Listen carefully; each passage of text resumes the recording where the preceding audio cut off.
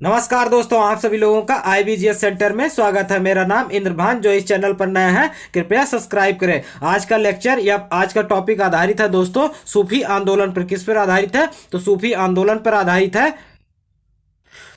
सूफी आंदोलन से किन किन एग्जामों में दोस्तों क्वेश्चन पूछे जाते हैं, उन एग्जामों के बारे में भी हम बात कर लेते हैं। चाहे वो UPSC हो, UP PCS हो, बिहार PCS हो, और जो बच्चे अर्थात जो लड़के UP TGT PGT और नेट JRF हिस्ट्री से तैयारी कर रहे हैं, उनके लिए भी ये एग्जाम अर्थात ये लेक्चर दोस्तों शुरू से लेकर अंत तक बहुत इंपॉर्टेंट होने वाला है। तो शुरू से लेकर अंत तक जरूर ये लेक्चर को देखिएगा। इसके अंतर्गत अर्थात सूफी आंदोलन के अंतर्गत हम क्या क्या जानने वाले हैं।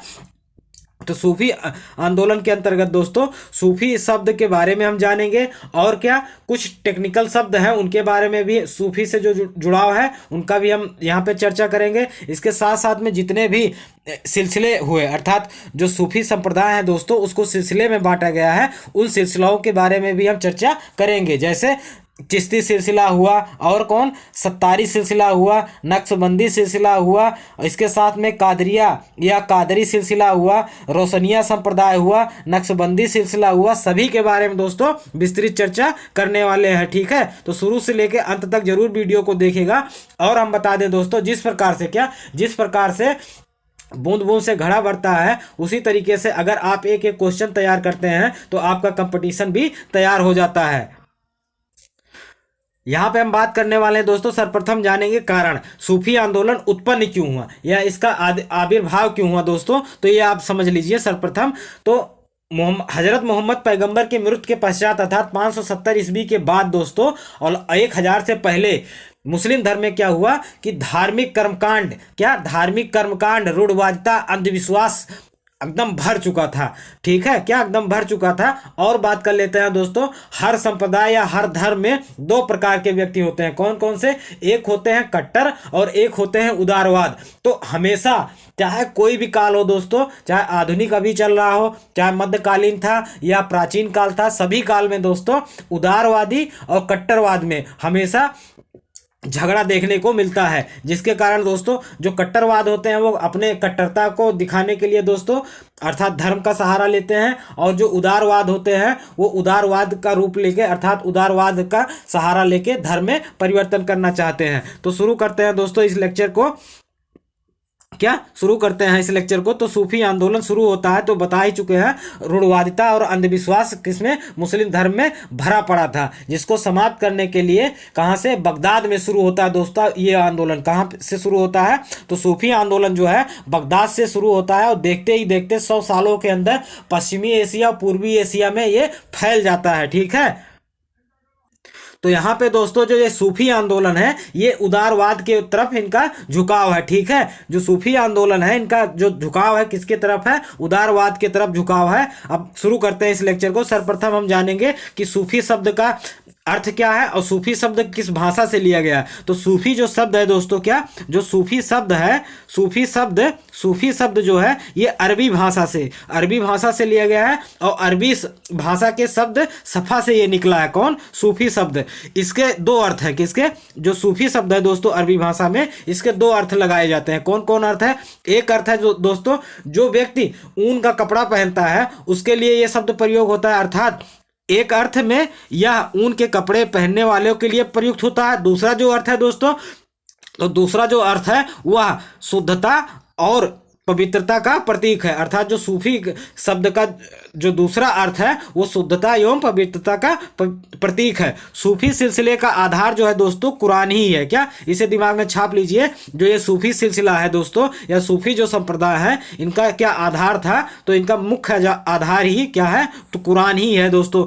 कुरान की रूढ़वादी व्याख्या शरीयत कहलाती है। अर्थात जो परंपरागत, रूढ़वादी किसे कहा जाता है दोस्तों? जो परंपरागत रूप से चला आ रहा है उसी को रूढ़वादी कहा जाता है। तो कुरान की रूढ़वादी जो व्याख्या की गई है उसे किस नाम से जाना जाता है? तो शरीयत के नाम से जाना जाता है दोस्तों। इसे दिमाग में आप छाप लीजिए। शरीयत के नाम से कुरान के रूढ़वादी जो व्याख्या उसे किस नाम से जाना जाता है? तो शरीयत नाम से जाना जाता है। इसकी उदारवादी व्याख्या तरीकत कहलाती है। ये बहुत इंपॉर्टेंट है शब्द तरीकत, क्योंकि ये उदारवादी से संबंधित है और ये एक टेक्निकल शब्द भी है। तो बात कर लेते हैं इसकी उदारवादी व्याख्या, अर्थात कुरान की उदारवादी व्याख्या क्या कहलाता है दोस्तों? तरीकत कहलाता है। तो ये दिमाग में आप छाप लीजिए। और कुरान की रूढ़वादी व्याख्या क्या कहलाता है? शरीयत कहलाता है। ये क्वेश्चन आ सकता है। तो ये जो तरीकत है दोस्तों, इसी के अंतर्गत सूफी आंदोलन विकसित हुआ है या सूफी संत विकसित हुए हैं। तो सूफी जो है, सूफी रहस्यवाद तरीकत से ही जुड़ा है। इसका मानना है कि हक एवं खलक दोनों एक ही है। अर्थात हक का अर्थ होता है दोस्तों, ये भी एक टेक्निकल शब्द है, हक और खलक ये दोनों एक टेक्निकल शब्द है। कौन सा टेक्निकल है? तो हिस्ट्री के टेक्निकल शब्द है दोस्तों। हक का अर्थ होता है परमात्मा और खलक का अर्थ होता है जीव। तो जो सूफी का रहस्यवादी तरीकत था, इसके अंतर्गत माना गया कि परमात्मा और जीव दोनों एक ही हैं दोस्तों, दोनों एक ही हैं। अर्थात अगर इसे अरबी भाषा में बोले तो कैसे बोलेंगे? हक तथा खलक जो है दोनों एक ही हैं दोस्तों। ठीक है, अब बात करते हैं आगे। जो सूफी शब्द है, इसका सर्वप्रथम प्रयोग देखने को मिलता है कहाँ पे? इसका आप देख लीजिए। तो सूफी शब्द का प्रयोग करने वाला प्रथम लेखक बरसा के लेखक था, क्या नाम था दोस्तों? जाहिज था। इसकी मृत्यु कब हुई? तो 859 ईस्वी में इसकी मृत्यु होती है। और बात करते हैं 10वीं सदी में। 10वीं सदी में दोस्तों मंसूर बिल हल्लाज कौन आते हैं? मंसूर बिल हल्लाज आते हैं। बहुत इंपॉर्टेंट है दोस्तों ये पहले यही संत है। ठीक है, तो 10वीं शताब्दी में मंसूर बिल हल्लाज जो थे दोस्तों नामक संत आए। वह अल जुनैद के शिष्य थे। किसके ये शिष्य थे दोस्तों? तो इसे दिमाग में छाप लीजिए। यहीं से शुरू होता है ये सूफी आंदोलन। ठीक है, तो मंसूर विल हल्लाज जो थे दोस्तों, ये किसके शिष्य थे? तो अल जुनैद के शिष्य थे। ये भी क्वेश्चन किसमें? तो ये नेट जीआरएफ में ये क्वेश्चन पूछा जा चुका है। ये मंसूर बिल हल्लाज किसके शिष्य थे? तो अल जुनैद के शिष्य थे। ये क्वेश्चन पूछा जा चुका है दोस्तों। और बात करते हैं, ये प्रथम सूफी संत थे। क्या? ये प्रथम सूफी संत थे जिन्होंने स्वयं को बगदाद में अनहलक का अर्थ क्या है दोस्तों? मैं ईश्वर हूं घोषित किया। कौन घोषित करता है दोस्तों? तो मंसूर बिल हल्लाज जो थे दोस्तों, उन्होंने सर्वप्रथम कहा कि मैं अनहलक हूं, अर्थात मैं ईश्वर का रूप हूं। और बात करते हैं दोस्तों, जिसके कारण क्या होता है? बगदाद का जो खलीफा था इनको मृत्युदंड दे देता है। ठीक है, और इन्होंने एक किताब लिखा था, जिस किताब का नाम क्या था? किताब उल तवासीन था। क्या? किताब उल तवासीन दोस्तों किसकी पुस्तक है? तो मंसूर बिल हल्लाज की पुस्तक है ये। क्या? मंसूर बिल हल्लाज की पुस्तक का क्या नाम है? मंसूर बिल हल्लाज की पुस्तक का क्या नाम है? तो किताब उल तवासीन नाम है दोस्तों। ये भी एग्जाम के दृष्टि से बहुत इंपॉर्टेंट है, क्योंकि ये सूफी में ये दूसरी पुस्तक है। क्या? सूफी में दोस्तों ये दूसरी पुस्तक है। अब बात कर लेते हैं आगे थोड़ा सा। तो दोस्तों जो सूफी संप्रदाय था, क्या सूफी जो संप्रदाय था वो विभिन्न सिलसिलों में विभाजित था। अर्थात जो सूफी संप्रदाय को पंथ भी कहा जाता है। क्या? संप्रदाय को पंथ के नाम से भी जाना जाता है। जो सूफी पंथ थे दोस्तों, वो विभिन्न सिलसिलों में बटे हुए थे। यहाँ पे सिलसिले जो है दोस्तों, सिलसिले का अर्थ है सबका वहाँ पे विचार, अवधारणा, सिद्धांत अलग अलग था। जैसे सत्तारी सिलसिला है दोस्तों, उसका विचारधारा अलग था। और सुहरावर्दी जो सिलसिला है उसकी विचारधाराएं और सिद्धांत अलग थे। और चिश्ती संप्रदाय जो है दोस्तों, या चिश्ती सिलसिला जो है, उसकी भी विचारधाराएं और सिद्धांत अलग थे। जैसे सूफी जो संत है दोस्तों, वो संगीत के माध्यम से ईश्वर की प्राप्ति करता था। कौन? सूफी संत, जो सूफी सिलसिला है दोस्तों। तो इसी प्रकार से इनका जो है बंटवारा हुआ है। तो इसी के आधार पर दोस्तों जो सूफी संप्रदाय है उनको विभिन्न सिलसिलों में विभाजित किया गया सिद्धांत और विचारों के आधार पर। 16वीं शताब्दी में, कब दोस्तों? 16वीं शताब्दी में अबुल फजल ने लिखा है कि भारत में सूफी संप्रदाय के 14 सिलसिले। तो बहुत इंपॉर्टेंट है दोस्तों कि क्वेश्चन ये अगर पूछे कि भारत से संबंधित, क्या भारत से अगर पूछे दोस्तों, तो भारत के बारे में जो सूफी आंदोलन है उसके बारे में सर्वप्रथम कौन लिखता है? तो 16वीं शताब्दी में। कौन? 16वीं शताब्दी में अबुल फजल लिखते हैं दोस्तों। अबुल फजल लिखता है कि भारत में सूफी संप्रदाय के 14 सिलसिले थे। कितने? 14 सिलसिले। अर्थात सर्वप्रथम भारत में सिलसिलों की संख्या कौन बताता है? तो अबुल फजल बताता है दोस्तों। कितने सिलसिले बताता है? 14 सिलसिले बताता है। एग्जाम के दृष्टि से यह भी बहुत इंपॉर्टेंट है। और सूफी परंपरा के अनुसार गुरु को क्या कहा गया दोस्तों? पीरे कहा गया। बहुत इंपॉर्टेंट है, ये टेक्निकल शब्द है, इतिहास का ये टेक्निकल शब्द है, एग्जाम में बहुत पूछा जाता है। ये कहाँ पे पूछा जाता है ये दोस्तों शब्द, और एसएससी में बहुत पूछा जाता है। क्या एसएससी में ये क्वेश्चन बहुत पूछे जाते हैं। तो गुरु को क्या कहा जाता है? पीर कहा जाता है। किसमें? तो सूफी भाषा में दोस्तों गुरु को पीर कहा जाता है। और शिष्य को क्या कहा जाता है? मुरीद कहा जाता है। किसमें? जो सूफी शिष्य होते हैं दोस्तों उन्हें मुरीद कहा जाता है। और सूफी के जो अर्थात गुरु के जो उत्तराधिकारी होते हैं उन्हें वली कहा जाता है। क्या? वली कहा जाता है। इसके साथ में दोस्तों ये जो शब्द वली है ये थोड़ा यहाँ पे इसके दो अर्थ निकल सकते हैं। एक अर्थ तो सूफी में निकल सकता है और दूसरा दोस्तों सल्तनत काल में। क्या? सल्तनत काल में जो प्रांतीय भू राजस्व वसूलता था उसे वली या मुफ्ती के नाम से भी जाना जाता था। तो ये एक क्या, यह एक प्रशासनिक पद भी है। और यह जो वली शब्द है दोस्तों ये एक क्या, उत्तराधिकारी अर्थात सूफी संत में क्या, सूफी आंदोलन में दोस्तों सूफी अर्थात सूफी गुरुओं के जो उत्तराधिकारी होते थे उनको भी वली के नाम से ही जाना जाता था। और बात कर लेते हैं दोस्तों सूफी संत के निकास को खानकाह क्या, खानकाह भी कहा जाता था। यह भी एक इतिहास का टेक्निकल शब्द है दोस्तों, खानकाह। तो ये सूफी से इसका शब्द का जुड़ा हुआ है, बहुत इंपॉर्टेंट है, इसे दिमाग में आप छाप लीजिए दोस्तों। आगे बात करते हैं, एक मिनट दोस्तों, अब हम आगे बात करेंगे।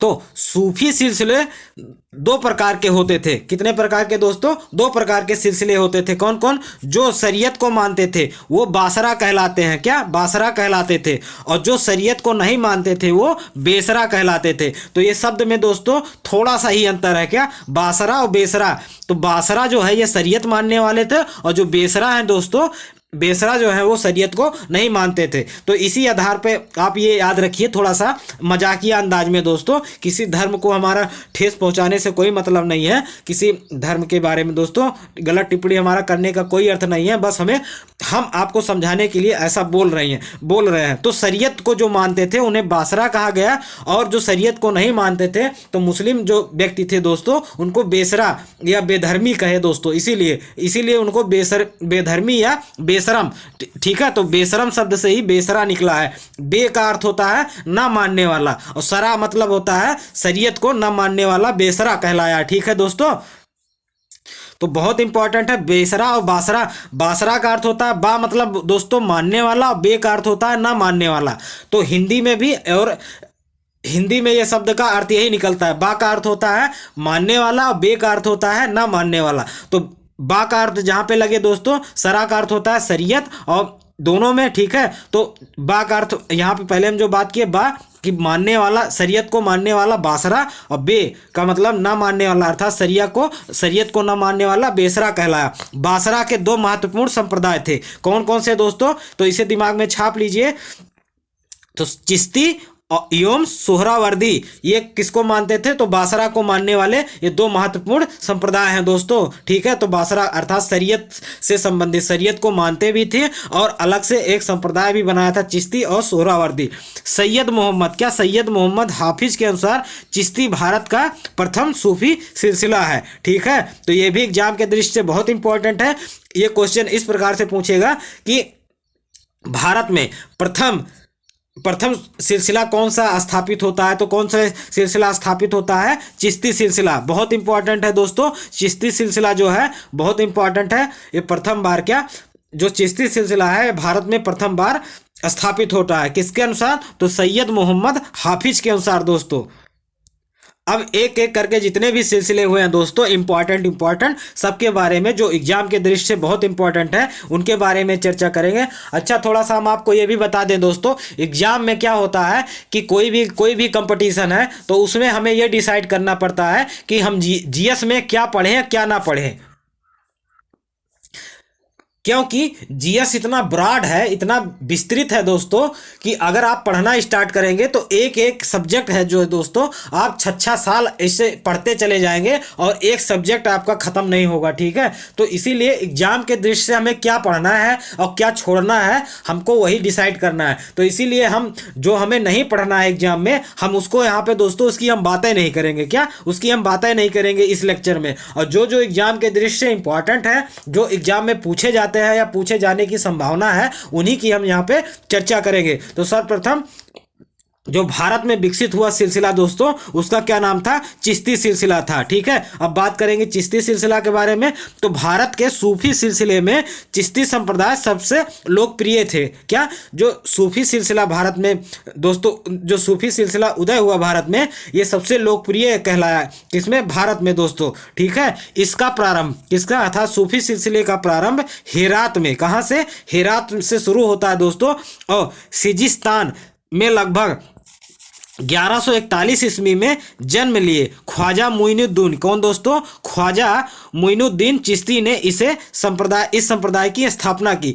तो ख्वाजा जो मुइनुद्दीन चिश्ती थे दोस्तों, इनका जन्म कहाँ हुआ था? तो सिजिस्तान में हुआ था। बहुत इंपॉर्टेंट है, अभी तक ये क्वेश्चन नहीं पूछा गया है। वैसे तो बहुत सारे ख्वाजा मुइनुद्दीन चिश्ती से क्वेश्चन पूछे जा चुके हैं, ये क्वेश्चन नहीं पूछा गया है कि ख्वाजा मुइनुद्दीन चिश्ती का जन्म कहाँ हुआ था दोस्तों। तो ये क्वेश्चन अभी नहीं पूछा है, तो हो सकता है आगे क्वेश्चन पूछा जा सकता है। तो कहाँ पे? तो सिजिस्तान में। कहाँ? सिजिस्तान में क्वेश्चन दोस्तों इनकी पैदाइश या इनका जन्म हुआ था। अच्छा, क्वेश्चन में लगभग में 50% क्वेश्चन दोस्तों, 50 से 55 क्वेश्चन पुराने पेपर से अर्थात प्रीवियस ईयर क्वेश्चन पूछे जाते हैं, लेकिन 45 से 50% क्वेश्चन दोस्तों नए क्वेश्चन आते हैं। तो कौन से नए क्वेश्चन है और कौन से पुराने क्वेश्चन है, उनके बारे में हम यही बताते हुए आपको चलेंगे। जो नहीं आया है वो आगे आने की संभावना है, तो वो नए क्वेश्चन पे रहेंगे, और जो आ चुका है अर्थात दोस्तों जो हम कहेंगे ये क्वेश्चन आ चुका है, वो प्रीवियस ईयर क्वेश्चन है। ठीक है, आगे बात करते हैं दोस्तों। कह रहा है चिश्ती के, तो ख्वाजा जो मुइनुद्दीन चिश्ती थे दोस्तों, इनकी स्थापना ये कहाँ पे स्थापित करते हैं? तो दोस्तों ये दिल्ली के आसपास में। क्या? दिल्ली के आसपास में इनका संप्रदाय का विकास होता है। वो अर्थात जो ख्वाजा मुइनुद्दीन चिश्ती है वो किसके साथ में भारत में आए? तो मोहम्मद गोरी के। क्या? मोहम्मद गोरी के आक्रमण के समय ये भारत आते हैं, और 1206 ईस्वी के अंतिम रूप में वे अजमेर में बस जाते हैं दोस्तों। कहाँ पे? तो ख्वाजा जो मुइनुद्दीन चिश्ती हैं दोस्तों, ये दिल्ली में पहले स्टार्टिंग में रहते हैं, लेकिन आगे चलकर कहां पे बस जाते हैं? तो राजस्थान के अजमेर में जाके बस जाते हैं। ठीक है, तो ये भी क्वेश्चन पूछा जा चुका है कि ख्वाजा मुइनुद्दीन चिश्ती का प्रभाव क्षेत्र कहाँ पे था? तो अजमेर में दोस्तों था। ठीक है, या ये क्वेश्चन इस प्रकार से भी पूछा जा सकता है, ख्वाजा मुइनुद्दीन चिश्ती का प्रभाव क्षेत्र कहाँ था? तो अजमेर में था। प्रमुख चिश्ती संत कौन कौन है, इनके बारे में भी देख लेते हैं। बहुत क्वेश्चन पूछा जाता है, एक एक करके दोस्तों हम यहाँ पे देख लेते हैं। सबसे पहले ख्वाजा कुतुबुद्दीन बख्तियार काकी। ठीक है, इनके बारे में आप जान लीजिए दोस्तों। तो ये किसके, जो हमारे प्रथम अर्थात गुलाम वंश के जो प्रथम शासक थे, अस्थाई दोस्तों। क्या? अस्थाई जो प्रथम शासक थे कुतुबुद्दीन ऐबक। क्या? कुतुबुद्दीन ऐबक। इनका झुकाव किनके तरफ था दोस्तों? तो इन्हीं के, जो ख्वाजा कुतुबुद्दीन बख्तियार काकी हैं, इन्हीं के तरफ इनका झुकाव ज़्यादा था। ठीक है, अर्थात जो कुतुबुद्दीन ऐबक है दोस्तों, इसीलिए उसे लाख बख्श कहा जाता है, क्योंकि वो उदार था। उसका जो दिल था दोस्तों वो बहुत उदार था, जिसके कारण उसे लाख बख्श कहा गया। ठीक है, तो उदार क्यों था दोस्तों? क्योंकि हम बात कर चुके हैं जो सूफी जो है दोस्तों वो उदारवादी है। क्या? सूफी जो है दोस्तों, जो सूफी संत है या सूफी जो सिलसिला है, वो उनका जो मत है वो उदारवाद है। ठीक है, और जो शरीयत को, पूर्ण शरीयत को मानने वाले हैं, क्या? जो शरीयत को मानने वाले हैं वो कट्टर हैं दोस्तों। क्या? वो कट्टर है। और जो तरीकत को मानने वाले हैं, क्या? तरीकत को मानने वाले हैं वो उदार हैं दोस्तों। तो बात कर लेते हैं जो ख्वाजा कुतुबुद्दीन बख्तियार काकी, तो इनका केंद्र दिल्ली था दोस्तों। तो ये भी क्वेश्चन पूछा जा चुका है कि कुतुबुद्दीन बख्तियार काकी का क्षेत्र अर्थात प्रभाव क्षेत्र कहाँ था? तो दिल्ली था। और कुतुबुद्दीन ऐबक ने इनकी याद में कुतुब मीनार का निर्माण करवाया था। तो इनका प्रभाव ऐबक के ऊपर बहुत था, जिसके कारण दोस्तों इन्हीं के याद में, क्या? कुतुबुद्दीन बख्तियार काकी के याद में ही कुतुब मीनार का निर्माण कौन कराता है? कौन शुरू करता है? तो कुतुबुद्दीन ऐबक शुरू करता है। और बात करते हैं दोस्तों हमीउद्दीन नागौरी। इन्होंने राजस्थान के नागौर में अपना केंद्र बनाया। ये भी चिश्ती सिलसिले के प्रमुख संत हुए दोस्तों। जो हमीउद्दीन नागौरी हैं दोस्तों, ये राजस्थान के कहाँ? राजस्थान के नागौर जिले में इन्होंने अपना केंद्र बनाया था। ये क्वेश्चन अभी तक नहीं आया है। क्या? ये क्वेश्चन अभी तक नहीं पूछा गया है, आगे एग्जामों में ये पूछा जा सकता है, अर्थात ये नया है दोस्तों। आगे बात करते हैं हम शेख फरीउद्दीन गजशंकर, बहुत इंपॉर्टेंट है दोस्तों। ये क्वेश्चन इनसे संबंधित क्वेश्चन बहुत पूछा गया और यूपी पीसीएस में खासकर पूछा गया है। अभी टीजीटी में नहीं पूछा गया तो टीजीटी में हो सकता है आ जाए, और नेट जीआरएफ में भी क्वेश्चन इनसे संबंधित पूछा जा चुका है, और एसएससी में भी दोस्तों एक बार क्वेश्चन ये पूछा गया है। तो शेख फरीउद्दीन गजशंकर जो इनसे संबंधित पूछा गया दोस्तों, वो पूछा है इनका प्रभाव क्षेत्र कहाँ था। तो अभी हम इस पे आगे बात करेंगे। तो ये बाबा फरीद के नाम से लोकप्रिय थे। ये क्वेश्चन बहुत इंपॉर्टेंट है। क्वेश्चन यही पूछेगा कि बाबा फरीद के नाम से कौन लोकप्रिय था, तो शेख फरीउद्दीन गजशंकर, ठीक है। यही जो है इनके नाम के आगे दोस्तों फरीउद्दीन गजशंकर है। तो आप इसी से आप थोड़ा सा ज्वाइंट कर सकते हैं। फरीउद्दीन जो है वो फरीद के नाम से ही लोकप्रिय हुआ, तो फरीद इनके नाम में आगे है दोस्तों, जिसके कारण इन्हें शॉर्टकट में फरीद कहते थे। क्या? बाबा फरीद कहने लगे। तो क्योंकि इनका नाम बहुत बड़ा है, शेख फरीउद्दीन गजशंकर दोस्तों, इतना नाम बड़ा है, इसको लोग नहीं ले पा रहे थे नाम सही से, जिसके कारण इनका शॉर्ट नाम रखे क्या? बाबा फरीद। तो बाबा फरीद इन्हीं को ही कहा जाता था। इन्होंने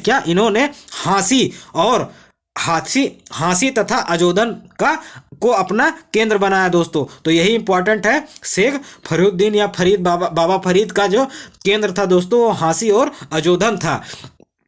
और इनकी जो विचार हैं दोस्तों, इनकी जो विचारधाराएं हैं उसको कहाँ लिखा गया है? तो गुरु ग्रंथ साहिब में इनके उपदेश को देखने को मिलता है, अर्थात इनके उपदेश को स्थान दिया गया। तो ये भी क्वेश्चन पूछा जा सकता है। ये कहाँ से पूछेगा? सिख धर्म से दोस्तों। तो वहाँ पे ये पूछेगा गुरु ग्रंथ साहिब में किस सूफी संत के उपदेशों का उल्लेख हमें देखने को मिलता है? तो शेख फरीउद्दीन गजशंकर का उपदेश देखने को मिलता है, या बाबा फरीद का उपदेश देखने को मिलता है दोस्तों।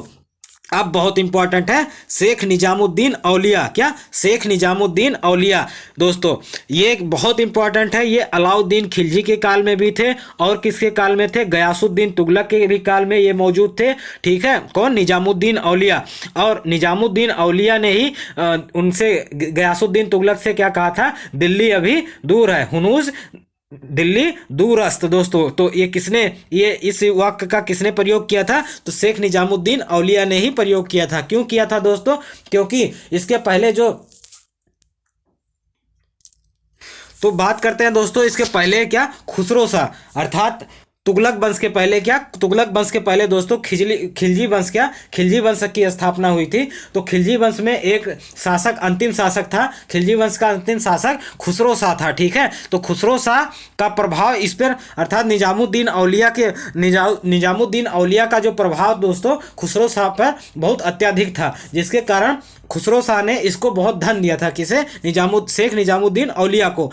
तो इसी धन को वापस, अर्थात जब तुगलक वंश की स्थापना हो गई दोस्तों, तो गयासुद्दीन तुगलक इसी धन को वापस लेने के लिए इनको चेतावनी देता। किसे? शेख निजामुद्दीन औलिया। और उसी समय में दोस्तों जो गयासुद्दीन तुगलक था, उसे बंगाल अभियान जाना पड़ता है। और बंगाल अभियान जब था वहीं से वो इन्हें चुनौती देता है कि बंगाल, अर्थात हमें दिल्ली आने से पहले हमारा सारा धन वापिस होना चाहिए। तो जिसके कारण, अर्थात इसी वाक्य का वो जवाब देते हुए कौन? निजामुद्दीन औलिया जवाब देते हैं कि हुनूज दिल्ली दूरस अस्त, अर्थात सुल्तान अभी दिल्ली बहुत दूर है, ठीक है। तो ऐसा कौन बोलते हैं? शेख निजामुद्दीन औलिया। तो आप यहाँ ये जान गए होंगे दोस्तों, ये गयासुद्दीन तुगलक के काल में, खुसरो शाह के समय में ये थे। अब बात करते हैं इनका जन्म जो था दोस्तों, अर्थात इनका जो जन्म था दोस्तों किसका? निजामुद्दीन औलिया। तो बदायूं में, कहाँ? बदायूं में 1236 ईस्वी में हुआ था। तो यहाँ दोस्तों जस लिखा है, थोड़ा सा मिस प्रिंटिंग हो गया है, तो हम बोल दे रहे हैं यहाँ पे जन्म होगा। क्या? तो इनका जन्म जो है दोस्तों बदायूं में हुआ है। ये क्वेश्चन पूछा जा चुका है, ठीक है, आगे भी पूछा जा सकता है। तो 1236 ईस्वी में, कब? 1236 ईस्वी में किसका जन्म हुआ दोस्तों? तो बदायूं में। तो शेख निजामुद्दीन औलिया ने दिल्ली के 7 सुल्तानों का कार्यकाल देखा था, ठीक है। 7 सुल्तानों का कार्यकाल कौन देखता है दोस्तों? तो शेख निजामुद्दीन औलिया देखता है। और योग में ये योग से संबंधित है। क्या? योग में ये इतने दक्ष थे कि योगी इन्हें सिद्ध मानते थे। क्या? इन्हें योगी सिद्ध मानते थे। कौन दोस्तों? जो व्यक्ति योगी होते थे इनको योग सिद्ध मानते थे। किसे? शेख निजामुद्दीन औलिया। तो शेख निजामुद्दीन औलिया का जो क्षेत्र था दोस्तों, किस क्षेत्र में थे ये? विख्यात, तो योग क्षेत्र में ये बहुत ज्यादा विख्यात थे। इन्हें महबूब ए इलाही तथा सुल्तान उल औलिया की उपाधि मिली थी। तो ये उपाधि भी बहुत इंपॉर्टेंट है, अभी एग्जाम में नहीं पूछा गया है। तो टीजीटी, पीजीटी, नेट, जेआरएफ और पीसीएस, आईएएस से संबंधित बहुत इंपॉर्टेंट है दोस्तों। शेष 45 से 50% जो बताए हैं जो अभी नहीं पूछा गया, तो यही नहीं पूछा गया है। महमूद ए इलाही और सुल्तान उल औलिया, क्या सुल्तान उल औलिया की उपाधि किसे मिली थी दोस्तों? तो निजामुद्दीन औलिया को मिला था। ये क्वेश्चन अभी तक नहीं पूछा गया है, आगे पूछा जा सकता है। अमीर खुसरो इसका क्या था? शिष्य था दोस्तों। अमीर खुसरो किसका अर्थात अमीर खुसरो किसका शिष्य था? तो शेख निजामुद्दीन औलिया का ही शिष्य था। मोहम्मद बिन तुगलक ने दिल्ली में इनका मकबरा बनवाया, किसका? तो शेख निजामुद्दीन औलिया का मकबरा कहाँ पे बना है दोस्तों? तो कहाँ पे बना है? तो दिल्ली में बना है। ठीक है, बहुत इंपॉर्टेंट है, आप इसे दिमाग में छाप लीजिए। और इनका जो प्रभाव क्षेत्र था शेख निजामुद्दीन औलिया का, वो दिल्ली में ही देखने को मिलता है। ठीक है, और ये कहाँ से इनका जो ये किस क्षेत्र में बहुत ज़्यादा विख्यात थे? तो योग क्षेत्र में इनकी महारत, योग क्षेत्र में ये महारत थे, इनको महारत हासिल थी दोस्तों। बहुत इंपॉर्टेंट है। इनके शिष्य कौन थे? अमीर खुसरो, जिन्हें तोतिया हिंद भी कहा जाता है, तूतिया हिंद भी कहा जाता है। ठीक है, किसे? अमीर खुसरो को दोस्तों। आगे बात करते हैं। अगला है दोस्तों शेख नासिरुद्दीन, क्या? शेख नसरुद्दीन महमूद। ये शेख निजामुद्दीन औलिया के उत्तराधिकारी थे। तो क्वेश्चन ये पूछ सकता है निजामुद्दीन औलिया का उत्तराधिकारी कौन हुआ? तो शेख नासिरुद्दीन महमूद हुआ दोस्तों। दिमाग में छाप लीजिए, निजामुद्दीन से निजामुद्दीन भी होता है, इसका उत्तराधिकारी भी ना से ही आता है। कौन? नासिरुद्दीन महमूद आता है। ये अपनी पदवी, इसकी एक पदवी थी चिराग दिल्ली दोस्तों, चिरागे दिल्ली जिसे कहा जाता है के नाम से ये लोकप्रिय हुआ। और इसका प्रभाव क्षेत्र कहां था? तो दिल्ली के ही आसपास में इसका प्रभाव क्षेत्र देखने को मिलता है। अब बात करते हैं, बहुत इंपॉर्टेंट, ये भी बहुत पूछे जाते हैं दोस्तों, कौन है? ये शेख सलीम चिश्ती। तो ठीक है, बहुत पूछे जाते हैं। ये अकबर के काल में ये देखने को मिलते हैं। इन्होंने लेख उल हिंद की संज्ञा से विभूषित किया गया। तो ये क्वेश्चन अभी तक नहीं पूछा गया दोस्तों। लेख उल हिंद किसे संज्ञा दी गई है? तो शेख सलीम चिश्ती को दिया गया है। इन्होंने सीकरी में अपना खानकाह बनाया। खानकाह का अर्थ पहले भी बता चुके हैं। खानकाह का अर्थ क्या होता है दोस्तों? खान एक खनका नहीं है, खान का। क्या दोस्तों? खान का है। तो खानकाह का अर्थ क्या होता है? खानकाह का अर्थ क्या होता है? सूफी संत जहाँ पे निवास स्थल अपना बनाते हैं उसी को खानकाह कहा जाता है। तो इन्होंने अपना जो निवास स्थल बनाया शेख सलीम चिश्ती, कहाँ पे बनवाए? तो फतेहपुर सीकरी में दोस्तों इन्होंने अपना खानकाह बनवाया। यहीं पर अकबर ने फतेहपुर सीकरी की स्थापना की तथा अपने पुत्र का नाम सलीम, जिसका नाम जहांगीर था, आगे चलकर ये जहांगीर से नामक से सुल्तान बनता है दोस्तों, क्या? राजा बनता है। तो सलीम इसी के नाम पर, शेख सलीम चिश्ती के नाम पर ही दोस्तों इसका नाम सलीम रखता है। किसका नाम? जहांगीर का दोस्तों। आगे बात करते हैं, इंपॉर्टेंट है दोस्तों। शेख सातवें हैं चिश्ती सिलसिला के सातवें संत शेख बुरहानुद्दीन गरीब, ये निजामुद्दीन औलिया के ही शिष्य थे। इन्होंने दौलताबाद, अपना जो प्रभाव क्षेत्र, इनका जो प्रभाव क्षेत्र था दोस्तों दौलताबाद में था। क्या? दौलताबाद में इन्होंने अपना अस्थायी निवास या खानका बसाया था दोस्तों। अब आठवें कौन है? शेख हुसैनी गेसू दराज दोस्तों। इनको बंदा नवाज की उपाधि मिली थी। क्या? बंदा नवाज की उपाधि किसे मिली थी दोस्तों? उपाधि भी बहुत इंपॉर्टेंट है, अभी उपाधि नहीं पूछा गया है, इनसे भी संबंधित। तो शेख हुसैनी गेसू दराज जो है दोस्तों, इन्हें बंदा नवाज की उपाधि भी मिली है। इनको बहमनी सुल्तान फिरोज शाह बहमनी का संरक्षण प्राप्त था। तो ये क्वेश्चन पूछा जाएगा कि फिरोज शाह बहमनी का संरक्षण किस सूफी संत को प्राप्त था? तो शेख हुसैनी गेसू दराज को प्राप्त था दोस्तों। शेख हुसैनी गेसू दराज को किसका संरक्षण प्राप्त था? तो बहमनी सुल्तान फिरोज शाह बहमनी का संरक्षण प्राप्त था दोस्तों। आगे बात करते हैं अब सोहरावर्दी। क्या? सोहरावर्दी सिलसिला के बारे में हम चर्चा करेंगे।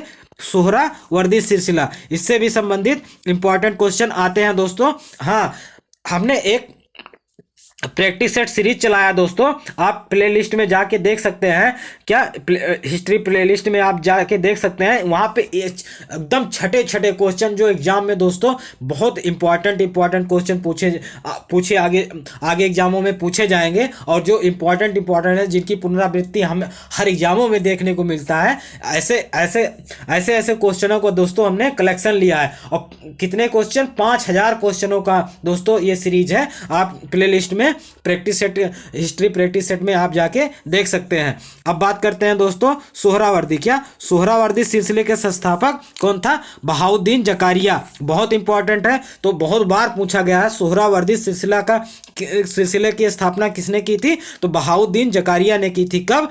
तो 1182 से। इनका जो जन्म था दोस्तों 1182 में हुआ और इनकी मृत्यु 1262 में होता है। वे अर्थात जो बहाउद्दीन जकारिया हैं दोस्तों एक खुरासनी थे। क्या? एक खुरासनी थे। शेख शहाबुद्दीन सोहरावर्दी के शिष्य थे। तो बहाउद्दीन जकारिया जो है दोस्तों भारत में सोहरावर्दी सिलसिला की स्थापना कौन करता है? भारत में सोहरावर्दी सिलसिले की स्थापना कौन करता है? तो बहाउद्दीन जकारिया करते हैं। और बहाउद्दीन जकारिया किसके दोस्तों शिष्य थे? तो शेख शहाबुद्दीन, क्या शहाबुद्दीन सोहरावर्दी के शिष्य थे, जिन्होंने बगदाद में इस सिलसिले की शुरुआत की थी।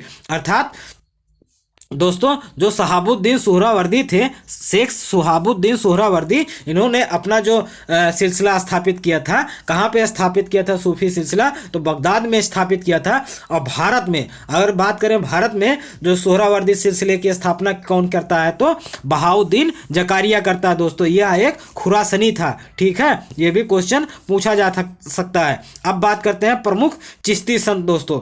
तो बहाउद्दीन जकारिया इसमें बात कर ही चुके हैं। अब बात करेंगे दोस्तों प्रमुख चिश्ती संत या प्रमुख संत। क्या? प्रमुख संत। ठीक है, यहाँ पे देखिए प्रमुख, 1 मिनट दोस्तों।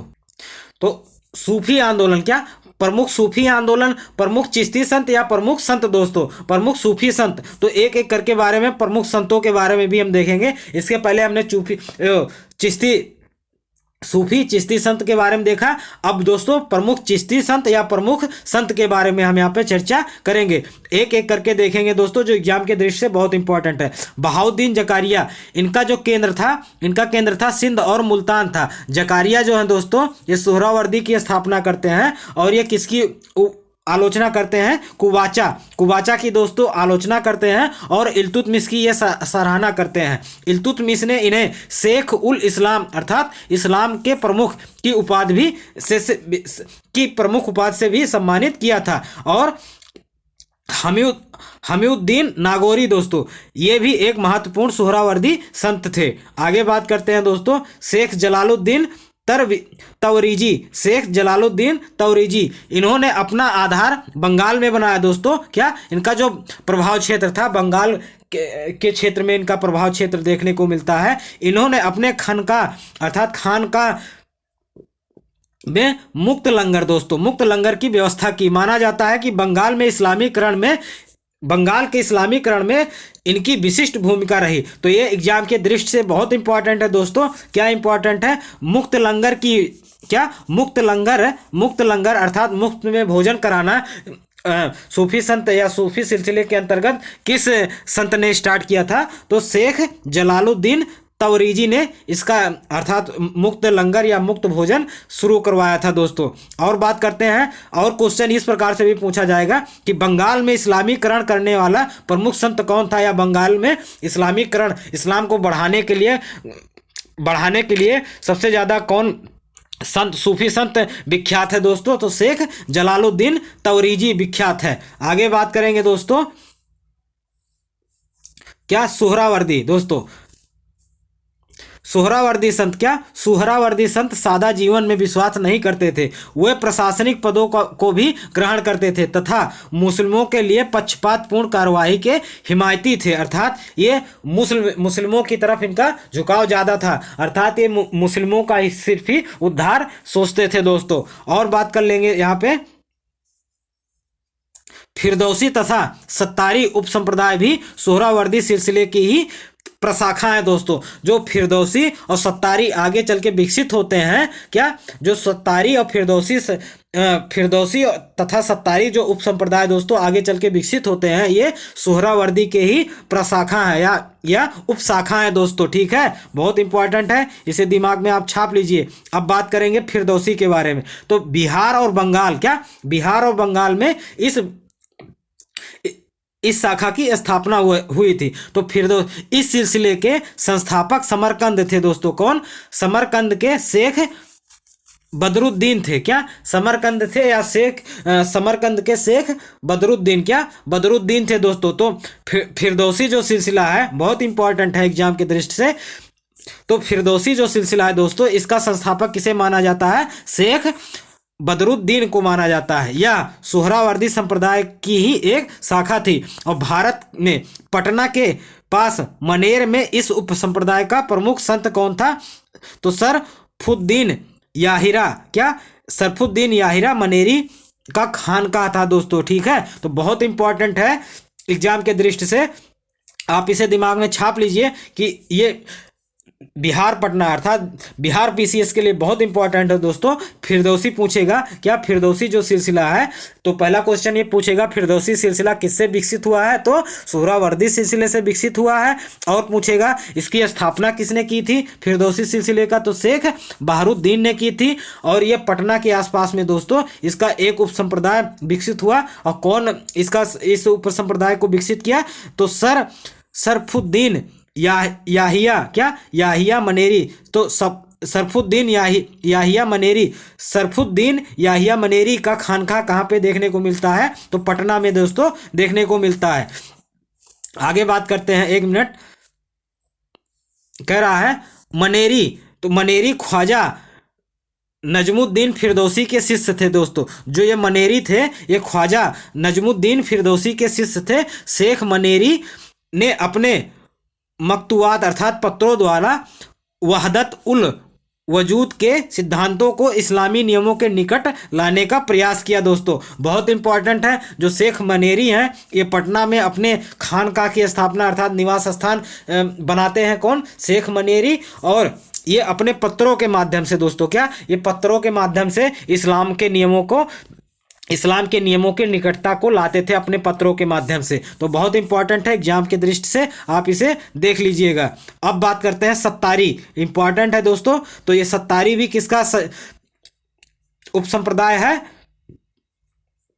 तो सत्तारी भी दोस्तों ये सोहरावर्दी का ही एक उप संप्रदाय है। तो इस उप संप्रदाय के संस्थापक कौन था? शाह अब्दुल्ला सत्तारी था। इसी अर्थात शाह अब्दुल्ला सत्तारी के नाम पर ही सत्तारी सिलसिले का उदय होता है, जो शेख शहाबुद्दीन सोहरावर्दी के परिवार से संबंधित था। और बात करते हैं दोस्तों, सत्तारी क्रियाएं मुख्यतः यौगिक क्रियाओं से ली गई थी जिनसे हिंदू तथा मुसलमान दोनों प्रभावित थे दोस्तों। ठीक है, हिंदू और मुसलमान दोनों इससे प्रभावित थे सत्तारी सिलसिले से। ये अपने काल के कुतुब कहलाए। कौन दोस्तों? जो सत्तारी हैं कौन? तो शाह अब्दुल्ला सत्तारी जो है दोस्तों, ये अपने काल में क्या कहलाए? तो शाह अब्दुल्ला सत्तारी क्या कहलाए? कुतुब कहलाए। क्या कहलाए दोस्तों? तो कुतुब कहलाए। बहुत इंपॉर्टेंट है, कुतुब कहलाए।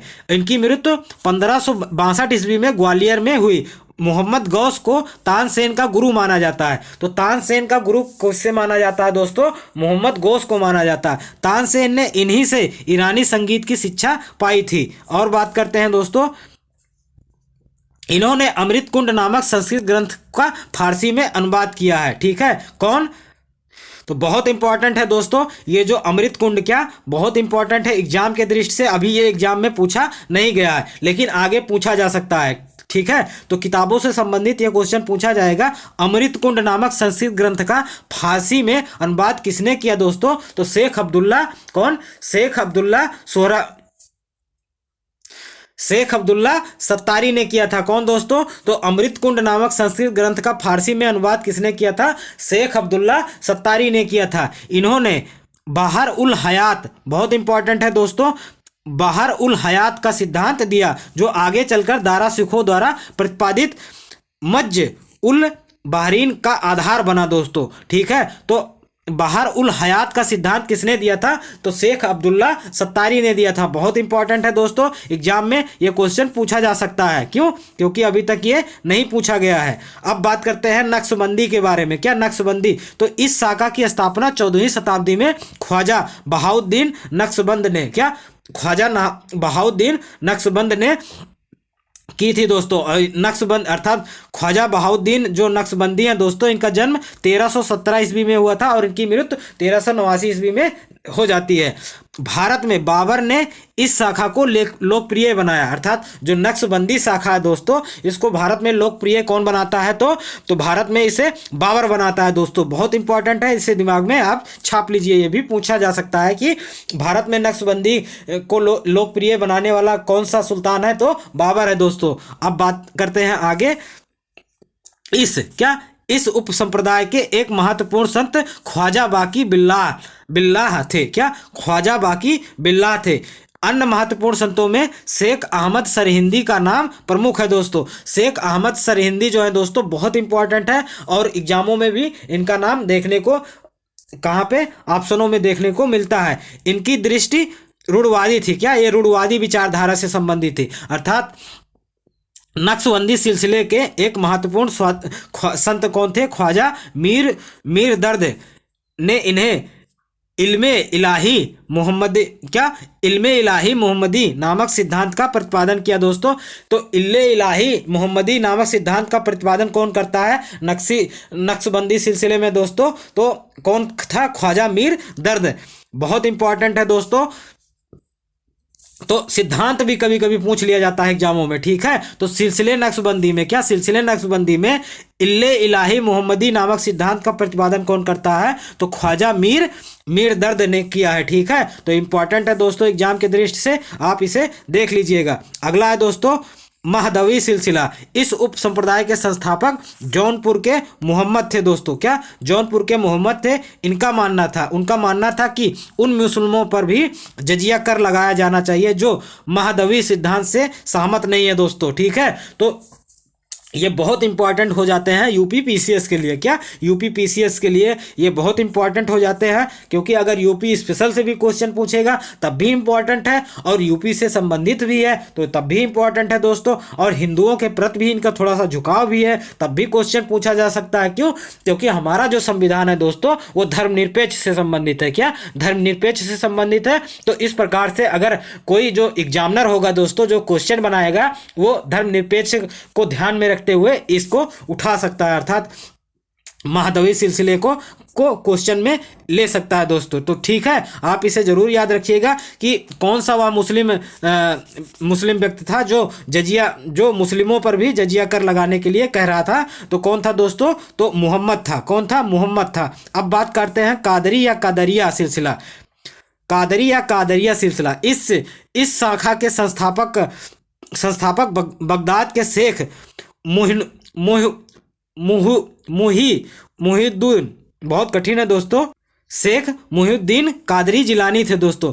शेख मुहिद्दीन कादिर जिलानी थे। इस शाखा के प्रमुख संतों में शेख मीर मोहम्मद भी थे और इसके शिष्य मुल्ला शाह बदख्शी भी प्रमुख सूफी संत थे दोस्तों। अर्थात जो इसके संत हुए कौन? मुल्ला शाह बदख्शी, ये भी प्रमुख सूफी संत कहलाए। और दारा सिखों ने इनके, अर्थात जो दारा सिखों हैं दोस्तों, इन्हीं के शिष्य थे। किसके? तो मुल्ला शाह बदख्शी के ही शिष्य थे। रोस्तिया संप्रदाय। अब अगला संप्रदाय है रोस्तिया रोशनिया संप्रदाय। तो इसके संस्थापक मियाँ वजाइद अंसारी थे दोस्तों। इसी के साथ दोस्तों ये लेक्चर समाप्त होता है। नमस्कार, जय हिंद।